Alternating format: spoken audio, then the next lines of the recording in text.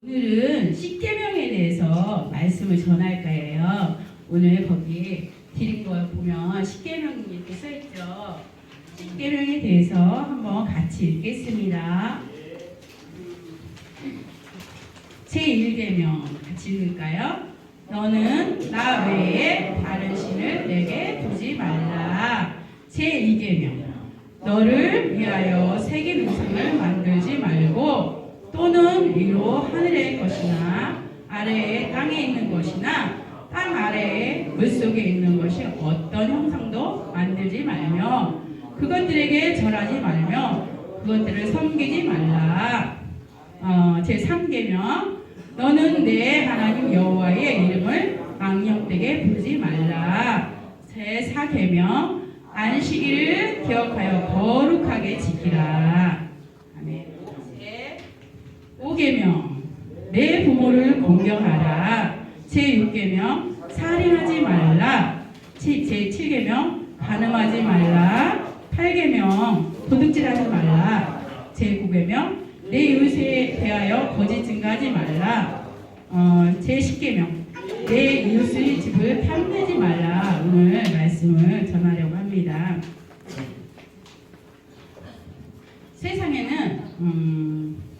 세상에서도 질서를 지키기 위해 많은 법과 규칙들이 있습니다.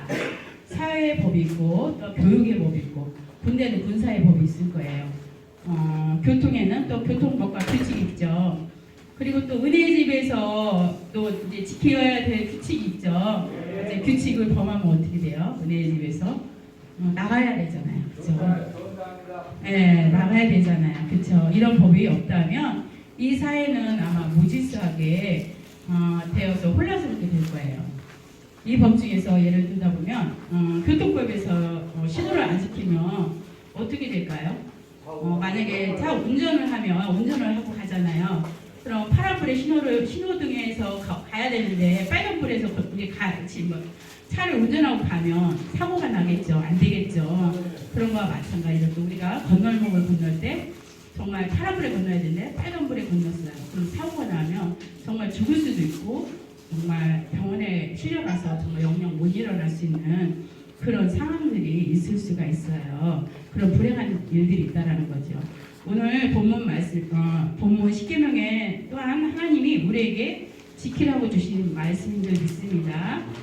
오늘 우리가 읽은 성경은 구약시대의 이스라엘 백성이 애굽에서 430년 동안 종로로 사다가 하나님의 은혜로 모세를 통해 애굽에서 적과 끓이 흐르는 가나안 땅으로 들어가기 위해서 광야를 지나가는 과정에서 모세가 시내산에서 기도할 때 하나님이 돌판 2개에다가 직접 불로 새겨주신 하나님의 명령의 말씀입니다. 구약 성경은 이스라엘 백성과 그 문화들이 쓰여져 있습니다. 그럼 우리가 이스라엘 백성들한테 준 것을 우리가 지켜야 되나? 이스라엘 백성의 문화하고 그들한테 준 말씀이라고 생각하실 수도 있을 것입니다. 그러나 우리는 이 성경에서 쓰여진 말씀대로 지켜야 합니다.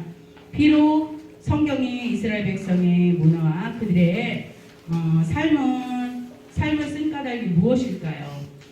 이스라엘 백성들을 모델 삼아서 우리에게 교훈을 주시기 위해서 모델로 삼으신 것이기 때문입니다. 오늘 십계명을 통해 우리에게 하나님이 주시고자 하시는 말씀이 무엇인가 나누어 보겠습니다. 성경은 무엇으로 쓰여져 있나요? 성경은 어떤 걸로 쓰여져 있죠?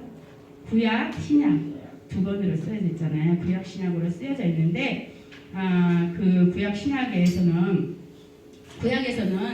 이스라엘 백성이 하나님을 어떻게 섬기는가에 대하여 잘 쓰여져 있고 또 신약에서는 예수님의 사역과 제자들에 대하여 쓰여 있고 또 왜 예수님이 십자가에 죽으셔야만 했는지 그리고 죽으신 것으로만 끝난 것이 아니라 부활하시고 다시 오실 그 예수님에 대해서 쓰여 있습니다. 그리고 이 성경을 하나로 합쳐보면은 정말 하나님이 우리를 향하신 그 사랑의 메시지예요. 이 성경 전체적으로 보면은 그런 것 같아요. 제가 이렇게 성경을 잘 알지는 못하지만 성경을 읽다 보니까 하나님의 사랑이구나. 이스라엘 백성에게만 주는 사랑이 아니라 신약에서는 이방인까지도 이 복음이 증거가 됐잖아요. 그런 것처럼 정말 우리한테도 하나님의 사랑이 전달되기를 원하시는구나라는 것을 깨닫게 됩니다. 그래서 정말 하나님의 사랑을 쓴 말씀인 줄 믿습니다. 오늘 본문 말씀에 들어가겠습니다. 1절 같이 한번 읽어볼까요? 다시 한번 읽어보겠습니다. 너는 나 외에 다른 신을 내게 두지 말라. 왜 그러셨을까? 한번 생각을 해봤어요. 출애굽기 20장 1절 2절의 말씀을 보니까 하나님이 모든 말씀으로 말씀하여 이르되 나는 너를 애굽 땅 종되었던 집에서 인도하여 내 하나님 여호와라. 종살이로부터 해방시켜 주신 하나님을 잊지 말라고 하나님은 말씀하고 계십니다. 이스라엘 백성은 430년 동안 애굽에서 살면서 후대 후손까지 이렇게 애굽에서 종로로 타며 그 노역을 하게 됐어요. 애굽에 있는 그 성도 짓고 또 여러 가지 힘든 일들을 했습니다. 우리나라도 옛날에는 상정과 종이 있었잖아요. 종의 그런 신분들을 가지고 정말 종들은 굳은 일들을 많이 했잖아요. 많이 한 것처럼 이렇게 종이었던 생활에서 해방을 시켜주신 분이었다라는 것입니다. 하나님께서 해방을 시켜주셔서 이렇게 자유함을 주셨는데 이런 자유함을 주신 분을 우리도 만약에 그런다면 평생 잊지 못할 거예요. 그죠? 평생 잊지 못할 건데 그런데도 불구하고 인간이라는 존재는 이런 은혜를 입고도 금방 잃어버리고 다른 것들을 찾는다라는 것입니다. 하나님은 이스라엘 백성뿐 아니라 우리에게 언약의 약속을 주시고 이것을 지키며 복 주시기도 하지만 지키지 않으면 징계가 또 따른다라는 것입니다. 그래서 언약의 약속을 주신 거예요. 우리에게 또 이렇게 십계명이라는 것은 이렇게 하나님의 말씀을 이렇게 함축해서 10가지 다는 지킬 수 없잖아요. 우리가 다 읽을 수도 없고 다 외울 수도 없지만 10가지의 그런 계명을 주셔서 우리에게 이런 것들을 지켜서 행하라. 그러면 너희가 이걸 지키면 복을 줄 것이고 지키지 않으면 하나님에 대한 그 징계가 있다라는 것입니다. 그래서 그 약속의 말씀을 우리가 지켜야 된다는 거예요. 제 2계명 한번 같이 읽겠습니다.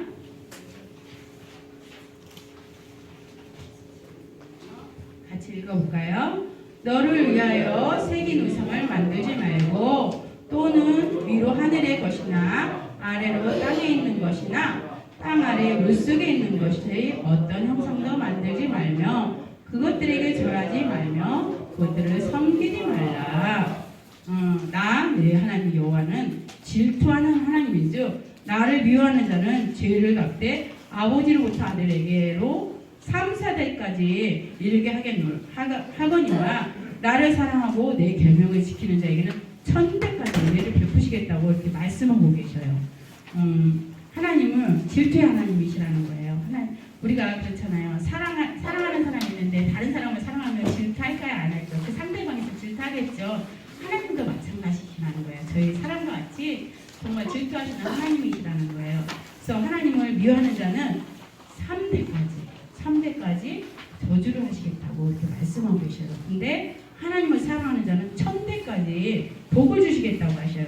어떤 걸 믿으시겠어요? 하나님을 믿어서 우리가 1000대까지 복을 받아야 되겠죠. 그래서 1000대까지 복을 받는 우리 은혜의 집 식구들이 다 됐으면 좋겠습니다. 제 3계명 한번 같이 읽어볼까요? 너는 내 하나님 여호와의 이름을 망령되게 부르지 말라. 여호와는 그의 이름을 망령되게 부르는 자를 죄업하지 아니하시리라 라고 이렇게 말씀하고 계셔요. 함부로 하나님을 걸고 맹세하지 말라라는 것입니다. 예를 들면 노름할 때 나 이번 한 번만 하고 나 이거 안 할 건데 하나님의 이름 걸고 나 이거 안 할 거야. 아니면 도둑질이라든가 아니면 술자리에서 나 오늘 한 번만 이거 진짜 하나님의 이름을 걸고 나 오늘 한 번만 이거 하고 안 안 할 거야. 이렇게 망령되이 일컫지 말라라는 것입니다. 하나님은 이런 것들을 싫어하신다라는 것입니다. 하나님의 이름은 경외하기 때문에 이렇게 함부로 어디서 이렇게 약속 같은 거를 하나님 이름 걸고 하지 말라라고 이렇게 말씀하고 계십니다. 제 4계명 같이 읽어보겠습니다. 안식일을 기억하여 거룩하게 지켜라. 엿새 동안에 6일 동안을 힘써 내 모든 일을 할 것이나 일곱째 날은 내 하나님 여호와의 안식일인즉 너나 내 아들이나 내 딸이나 내 남종이나 내 여종이나 내 가축이나 내 문 안에 머무는 객이라도 아무 일도 하지 말라. 이는 엿새 동안에 나 여호와가 하늘과 땅과 바다 그 가운데 모든 것을 만들고 일곱째 날에 쉬었습니다. 그러므로 나 여호와가 안식일을 복되게 하여 그날을 거룩하게 하느니라. 하나님 말씀하고 계셔요. 하나님도 우주 만물과 사람을 6일 동안 만드시고 일곱째 날 안식을 하셨다라는 것입니다. 우리도 사회생활 했을 때 그렇잖아요. 지금은 이제 5일째 근무라 금요일까지만 일하고 토요일날, 주일날 이렇게 쉬잖아요. 네, 예전에는 이제 토요일까지 일하고 하루 이제 쉬는데 정말 쉴 때 우리가 교회 가서 이렇게 쉬라는 거예요. 말씀을 듣고 또 하나님을 찬양하고 예배하면서 그 안에서 쉼을 얻으라는 거예요. 세상에서 방탕하지 말라라고 이렇게 말씀하고 계십니다. 그래서 이 4계명까지는 하나님의 사랑에 대한 계명이에요. 하나님을 이렇게 사랑해서 지키며 너에게 복을 줄 것이다 라고 이렇게 말씀하고 계셔요. 이제 제 5계명서부터 읽어보겠습니다. 제 5계명 같이 읽겠습니다. 내 부모를 공경하라. 그래요. 옛 어르신들은 이렇게 그리하면 내 하나님 여호와가 내게 준 땅에서 내 생명이 길리라. 이렇게 말씀하고 계셔요. 옛 어르신들은 정말 부모님 말씀이라면 끔찍 못하고 이렇게 순종을 잘했잖아요. 근데 부모를 잘 공경하고 이렇게 공경하면 장수하고 복을 주시겠다고 이렇게 말씀하셨어요. 그래서 정말 지금 세대가 정말 자녀들이 복을 받고 편하게 사는 시대가 됐잖아요. 부모님들을 잘 공경함으로 인해서 자녀들이 복을 받았어요. 그런데 지금 시대는 부모를 공경하지 않는 시대가 되어버렸어요. 그죠? 젊은 세대는 부모를 공경하지 않고 대적하고 정말 부모를 갖다 버리는 시대가 되어버렸어요. 정말 안타까운 시대예요. 정말 이렇게 악한 시대가 되어가고 있습니다. 앞으로도 더한 시대가 될 것이고 우리가 자녀들을 위해서나 식구들을 위해서 기도를 해줘야 될 줄 믿습니다. 하나님을 사랑하고 부모를 공경할 수 있는 자녀들이 되게 해달라고 또 우리 형제들이 되게 해달라고 기도했으면 좋겠어요. 정말 지금 시대는 그런 것 같아요. 마음이 조급하고 기다리지 못하고 인내하지 못하고 자기 자신만을 사랑하는 그런 시대가 왔어요. 정말 강팍한 시대가 온 것 같아요. 정말 이 시대 가운데 우리 정말 여기 계신 또 부모님이 계실 것이고 부모의 입장이 있을 것이고 또 자녀의 입장이 있을 거예요. 분명히 이 가운데서 정말 이런 말씀 가운데 하나님께서 주신 이 말씀 가운데 우리가 부모를 잘 공경해서 정말 이 땅에서 장수하고 복받는 그런 삶이 됐으면 좋겠습니다. 저도 자녀지만 때로는 부모한테 못할 때가 되게 많은 것 같아요. 마음은 있는데 이렇게 가정을 두고 살다 보니까 정말 그러지 못할 때가 되게 많은데 그래도 마음은 한 번씩이라도 이렇게 전화해서 말 한마디에도 엄마 사랑해라고 이렇게 표현하는 그 말 한마디에도 부모님은 감동을 하시더라고요. 그래서 저는 이제 그렇게 실천을 하고 있어요. 자꾸 실천을 하고 있고 그 말 한마디라도 좀 따뜻하게 해줬으면 좋겠습니다. 제 6계명 살인하지 말라. 여기에 있는 은혜 식구들은 살인이 무엇이라고 생각하십니까? 살인이 무엇이라고 생각하세요? 사람을 죽이는 것만이 살인일까요? 그것만이 살인이 아니라는 것입니다. 하나님은 그것을 말씀하시는 것이 아니라 생각으로 남을 미워하고 시기하고 질투하는 것을 말씀하고 계십니다. 잠언서의 4장 23절에 보면 무릇 지킬 만한 것보다 내 마음을 지켜라. 생명의 근원이 이에서 나며라라고 이렇게 말씀하고 계셔요. 우리 마음에 악한 마음들이 있다라는 것이에요. 그 악한 마음을 통해서 남에게 상처를 줄 수 있고 그 미워하는 마음을 통해서 또 시기하는 마음을 통해서 질투하는 마음을 통해서 그 마음에 상처를 줌으로 인해서 그 영혼이 죽을 수 있다라는 거예요. 그렇기 때문에 우리 마음 가운데 그런 마음을 갖지 말라라고 말씀하고 계셔요. 제 7계명 읽어보겠습니다. 가늠하지 말라. 이것은 이웃에 대한 이야기예요. 생각 속에 행동 속에 이런 것들이 있어요. 물론 행동으로도 할 수 있지만 생각 속에서도 이렇게 가늠할 수 있는 그런 것들이 있다라는 거죠. 그리고 제 8계명 도둑질하지 말라. 도둑질하지 말라는 것은 남의 물건을 빼앗거나 훔치지 말라라고 이렇게 말씀하고 계십니다. 제 9계명 내 이웃에 대하여 거짓 증거하지 말라. 거짓 증거라는 것은 그렇잖아요.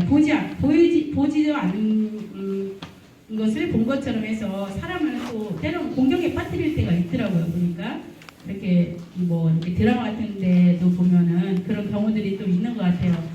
살면서 그런 공격에 빠지는 경우들도 있어요. 그런데 정말 우리가 그런 거짓된 것들을 남이 이렇게 잘못된 것들을 봤을 때 그것을 함부로 이렇게 증거하지 말라라고 이렇게 말씀하고 계십니다. 함부로 증거하는 자 되지 않도록 부탁드립니다. 제 10계명 내 이웃의 집을 탐내지 말라. 내 이웃의 아니라 그의 남종이나 그의 여종의 그의 소와 그의 낙이나 물은 내 이웃의 소유를 탐내지 말라. 남의 것에 욕심을 부리지 말라라는 것입니다. 때로는 욕심 날 때가 있더라고요. 저도 보면은 정말 이렇게 옆집에 보면은 좋은 게 있어요. 제가 갖고 싶은 게 있어요. 그럴 때 조금 욕심이 나요. 나 저것 좀 줬으면 좋겠어라고 욕심 부릴 때가 있어요. 근데 내게 아니잖아요. 내게 아니니까 달라고 할 수가 없잖아요. 그 사람이 정말 이렇게 마음이 있어서 좀 괜찮은데 내가 가져올 수 없는 그런 것들이잖아요. 그러니까 남의 것을 함부로 탐내지 말라라고 이렇게 말씀하고 계십니다. 오늘 그래서 이렇게 10계명의 이 말씀들이 정말 우리 삶에 적용이 됐으면 좋겠습니다. 이거는 그런 것 같아요. 이렇게 현실에 이렇게 나타나는 게 아니라 우리 마음과 생각이 있는 것 같아요. 말에서 행동에서 사람을 죽이기도 하고 살리기도 하거든요. 그러니까 정말 이런 것들이 참 중요한 것 같아요. 그래서 우리가 이 10계명을 잘 지켰으면 좋겠습니다. 이렇게 또 성경은 무엇이라고 했습니까? 하나님이 우리를 향하신 사랑 이야기예요. 이게 성경이라는 것은 하나님 우리한테 징계를 하시려고 저주를 하시려고 주시는 말씀이 아니라 우리를 사랑하셔서 바른 길로 인도하시기 위해서 하나님은 우리에게 이렇게 귀한 말씀을 주시는 것 같아요. 그래서 이 말씀대로 살면 정말 이렇게 복된 삶이 되는데 우리는 다른 길로 잘 가는 것 같아요. 엉뚱한 길로 잘 가서 또 다시 얻어맞고 또 돌아오고 저희도 그래요. 저희도 믿는 사람이지만 하나님 말씀 다 지키지는 못하지만 때로는 이 말씀을 통해서 깨닫게 돼요. 이건 잘못된 거구나.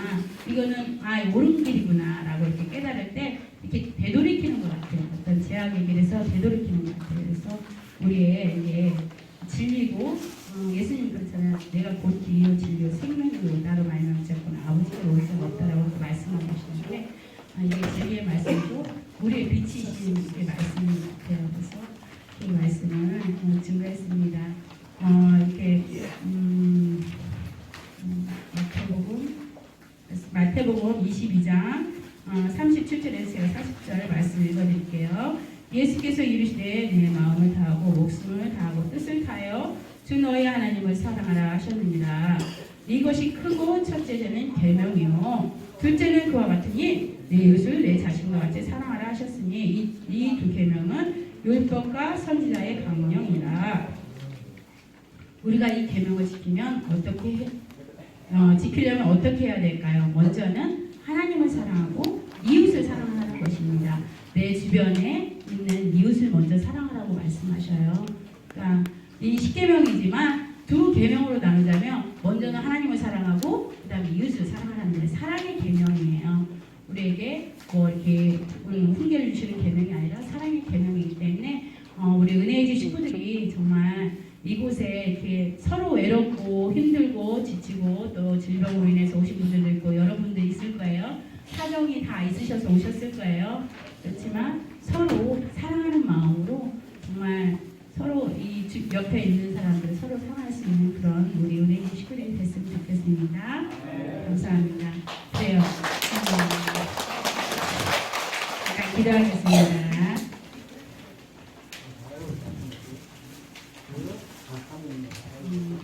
우리의 길이요 진리 되신 아버지, 우리에게 행하신 아버지의 사랑을 알게 하심에 감사드립니다. 우리가 이 땅에 살면서 하나님을 사랑하고 이웃을 사랑하는 마음을 주셔서 하나님이 주신 말씀대로 순종하며 살게 하옵소서. 예수님의 이름으로 기도드렸습니다.